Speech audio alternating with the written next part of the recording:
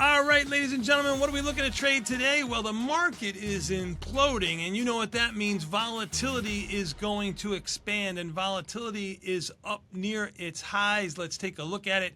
2130 is its high. It's trading at 2120 here. Numbers we have not seen since November of last year, but look at how this move in volatility. Now, volatility is much more mean reverting than price of anything else. Now, when you look at the E-mini S&Ps, which is what I'm going to trade SPX. When you look at the E-mini S&Ps, there's a much different story here. E-mini S&Ps are down near their lows, volatility down near their highs, but nowhere near where the market was back in October or November when we were trading down in the 66, 67 handle. We're at 68, a little bit higher than that, meaning that volatility, in my eyes, is a lot more overbought than the market is oversold. So I'm going to try to do a little bit of both. What I'm going to trade is SPX. Now, this is a big product, unlike what I did on Tuesday in TLT, which was a very small product. This is 10 times the size of what you're normally used to trade. So you could do this trade in SPY, a little bit of different nuances, a little bit of different pricing, not a lot. SPY has a dividend, SPX doesn't, but that's neither here nor there. I'm going to do the put side, which really doesn't affect any dividend issues that you're going to do, and I'm going to go well out of the money. But we'll check that. Before we do, I want to show you something here in SPX. The 5-day change in volatility up almost 6%, IV rank of 31. This 6% move is about as big a move in a 5-day period that I've seen in quite some time in an ETF or an index that represents the market, 500 of the most capitalized stocks that the market trades. So let's go there. I did it right here when SPX was trading right around here, down E-mini S&Ps down around 100, SPX down close to 100. I'm going to go into March with 42 days. Remember, this is 10 times the size of SPY. A 1 lot here is like a 10 lot someplace else, but let's take a look at what I'm going to do. It's my patent pending broken wing butterfly for a little bit of long delta on a product that I think has gotten beaten up. I go all the way down to around the 15-ish delta. I'm going down to the 6,300 puts. I'm buying those. I'm buying one of those. They have around a 17 delta. This is classic what I always do when I think the market's at a capitulation or volatility is expanding, and volatility is expanding a lot. It continues to go higher. I buy the 63 put one time.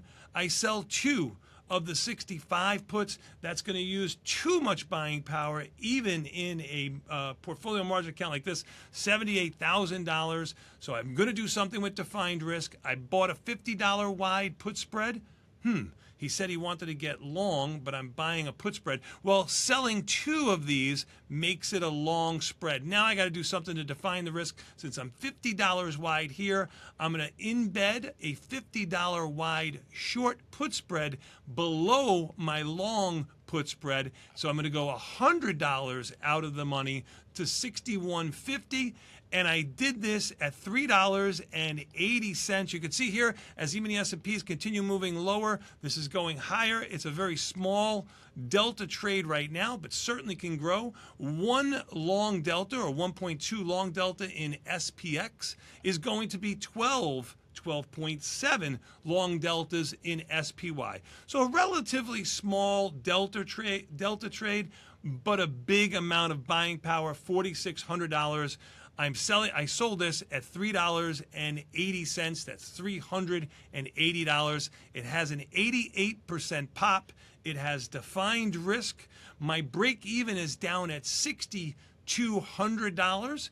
If I go to $6,200 on SPX, it's a number that we haven't seen, and the lows back in August of last year. So this is a far out of the money, taking advantage of the volatility skew that we have in SPX. Remember, SPX has skew to the put side. That means an equal distance out of the money put trades for a lot more money than an equal distance out of the money call. When you have that type of situation, spreads on the side of the skew trade cheap. So what am I doing here? I'm buying a spread. I'm buying the 62.50, 61.50. So I'm buying that spread, trying to take advantage of put skew.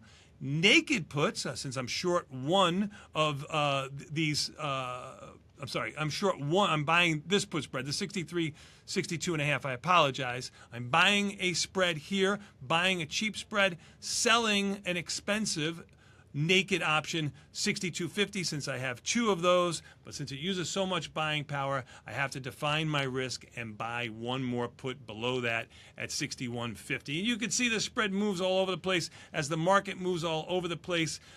So put your pricing in. You know where I got filled with the spoofs down around 100 at around 380. I mean, exactly 380. You should be filled at around 380 if the E-mini S&Ps are at that number when you watch this video. But if you're not watching this video and you watch and you want to see this in real time, well, you can go right to the follow page on the Tasty Trade platform. You can click on the bats and you'll see my trade done right here. 9:58 in the morning when SPX was 67.81. It's just around 6,800 right now. And I got filled at $3.80. I tell you everything that I try to do on this video. Option Trades Today podcast, patent pending, omnidirectional. Omnidirectional because we can make as much as $5,000 if it closes at 62.50 on a cash settled product. That's something I don't mind holding into expiration. Now, really, what am I looking to do? I'm trying to make $1.2 or $3 on this whole spread if the market rallies. If the market doesn't and it kind of collapses all the way to 62.50 in the next 40-ish days, well, I make myself $5,000. Unlikely, but hey, you never know. You know what you can do? Open your account, move your account, bring your account to Tasty Trade. Any type of account that you have at any other brokerage firm, you can have at Tasty Trade. And you know what? We're a lot better than them.